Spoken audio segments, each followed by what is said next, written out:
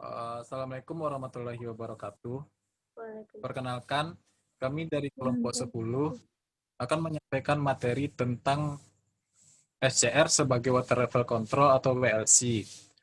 Untuk memenuhi tugas akhir mata kuliah elektronika analog dengan dosen pembimbing Bapak Dr. Yohandri MSc PhD.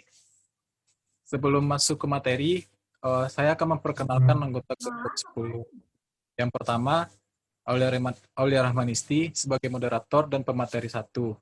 Yang kedua, Yosi sebagai pemateri 2. Yang ketiga, Sarah Meliana Fitri sebagai pemateri ketiga. Baiklah, selanjutnya saya akan membacakan apa yang dimaksud dengan water level control atau WLC. Water level control adalah sebuah alat lokasi ketinggian air pada bak penampungan, yang mana alat ini berfungsi untuk mengontrol kerja motor, pompa air, untuk mengisi bak penampungan air. Alat ini bekerja menggunakan 3 buah sensor, yaitu pertama sensor 3 yang berguna sebagai pemicu tegangan, yang nantinya disalurkan ke sensor 2 dan sensor 1.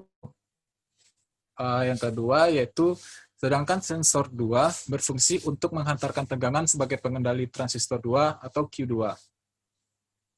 Yang satu berfungsi untuk menghantarkan tegangan sebagai pengendali SCR, yang nantinya berguna untuk mengatur kerja dari rangkaian water level control atau WLC. Berikut gambar rangkaian water control yang telah dilampirkan di dalam slide.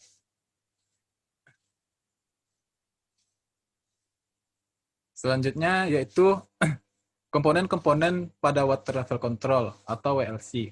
Yang pertama trafo atau transformator.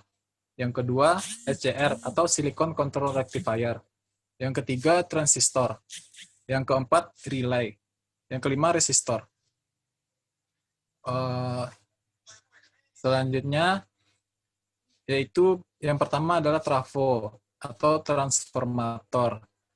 Transformator adalah suatu alat listrik yang mempunyai fungsi untuk mengubah taraf suatu tegangan AC ke taraf yang lain, serta dapat juga berfungsi untuk menaikkan tegangan atau step up dan menurunkan tegangan atau step down AC. Berikut adalah bentuk dari trafo dan simbol yang ada pada gambar untuk transformator.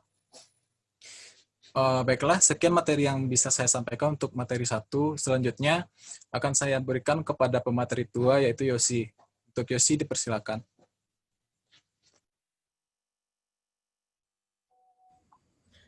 Baiklah, terima kasih kepada moderator yang telah memberikan saya waktu untuk menjelaskan materi selanjutnya.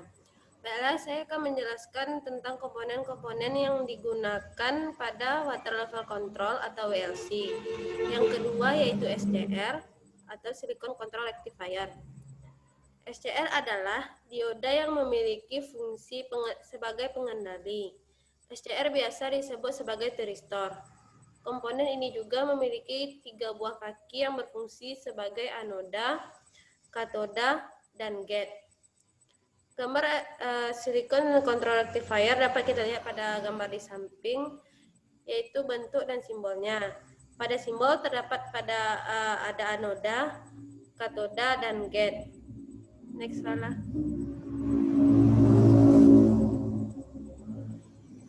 Yang ketiga yaitu transistor.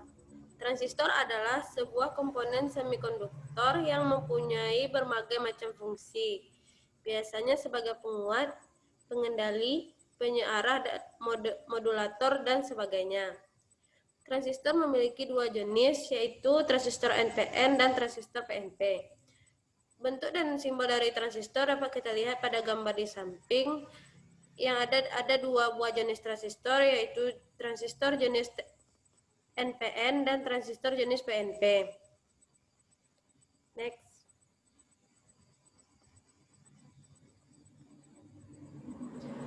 Selanjutnya yang keempat yaitu relay. Relay adalah saklar atau switch yang dioperasikan dengan listrik. Relay ini merupakan komponen elektromekanikal yang terdiri dari koil elektromagnet dan mekanikal yang berupa kontak saklar atau switch. Bentuk dan simbol dari relay dapat kita lihat pada gambar di samping, yaitu ada tiga buah bentuk dari relay dan beserta simbolnya. Next salah. Yang kelima yaitu resistor. Resistor merupakan komponen elektronika pasif yang memiliki nilai hambatan atau resistansi yang berfungsi untuk membatasi atau mengatur arus listrik pada suatu rangkaian elektronik. Bentuk dan simbol dari resistor dapat kita lihat pada gambar di samping. Baiklah, sekian dari presentasi dari saya kembalikan kepada moderator.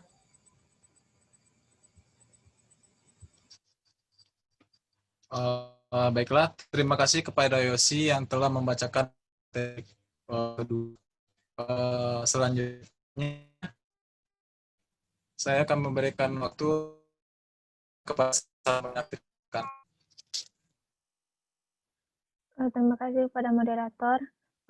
Baiklah, berikut yaitu gambar rangkaian water level control. Nah, prinsip kerja water level control, yang pertama pada saat sensor 3 terkena air, maka transistor Q1 akan aktif atau on, transistor Q2 tidak aktif atau off, dan keadaan SCR tidak aktif atau off. Pada saat itu juga lampu pengganti motor pompa air akan menyala. Nah, yang kedua yaitu setelah sensor 2 terkena air, maka transistor Q1 akan aktif atau on. Nah, dan transistor Q2 hampir on, dan keadaan lampu masih tetap menyala. Nah, yang ketiga, air akan mencapai sensor 1, maka SCR on dan transistor Q2 aktif atau on, dan transistor Q1 tidak aktif atau off. Pada saat kondisi ini, lampu akan mati karena transistor Q1 tidak aktif atau keadaan off, yang menyebabkan relay atau tidak aktif. Maka saklar no, relay akan memutus. Nah, yang keempat, saat air mulai habis dan turun hingga sensor 2 tidak terkena air lagi, maka lampu atau pengganti motor akan menyala kembali. Baiklah, saya hanya segitu yang dapat saya sampaikan. Saya kembalikan kepada moderator. Baiklah, sekian materi yang bisa kami sampaikan dari kelompok 10. Lebih dan kurang kami mohon maaf. Wabillahi taufiq wal hidayah. Wassalamualaikum warahmatullahi wabarakatuh.